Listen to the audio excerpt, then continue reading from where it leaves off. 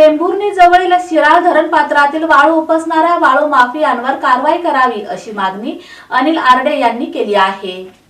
मौजे शिराळ टेंभुर्णी इथल्या धरण पात्रातील अंदाजे 1000 ब्रास वाळू असलेले 2 खड्डे ताब्यात घ्यावेत, संबंधित वाळू माफियांवर कारवाई करावी आणि दुर्लक्ष करणाऱ्या संबंधित अधिकाऱ्यांवर कारवाई करावी। 10 दिवसाच्या आत कारवाई न झाल्यास टेंभुर्णी पोलीस ठाण्यासमोर बेमुदत धरणं आंदोलन करण्यात येईल असा इशारा सामाजिक कार्यकर्ते अनिल आरडे यांनी पत्रकार परिषदेत दिला। या प्रकरणी कारवाई करण्याच्या मागणीचं निवेदन सोलापूर जिल्हाधिकारी आणि सोलापूर पोलीस अधीक्षक यांना देण्यात आल्याचंही त्यांनी सांगितलं। दरम्यान तलाठी व सर्कल यांनी फक्त 30 ब्रास वाळूचा पंचनामा दाखवलाय, मात्र धरण पात्रामध्ये सुमारे 1000 ब्रास वाळू आहे, त्याचा पंचनामा अद्याप करण्यात आला नसल्याचा आरोपही त्यांनी यावेळी केला। तर 23 जानेवारी 2025 ला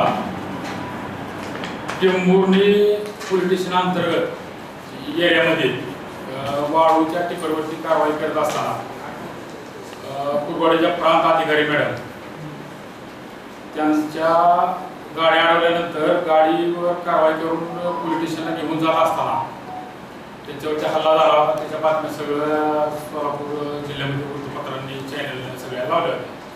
मग त्या घटनेमागं पंचनामा दाखवला होता, कारवाई जी दाखवली होती ती बोगस होती, फ्रॉड होती कारवाई। त्या संदर्भात पत्रकार परिषद आपण घेत आहे। तर त्यामध्ये महसूल अधिकारी स्थानिकचे आणि पोलीस स्टेशन यांनी आर्थिक संबंध जोपासून ती कारवाई टाळलेली आहे। ऍक्च्युअली तातडीनं तो पंचनामा करण्यात यावा अशी मागणीही त्यांनी पत्रकार परिषदेत केली।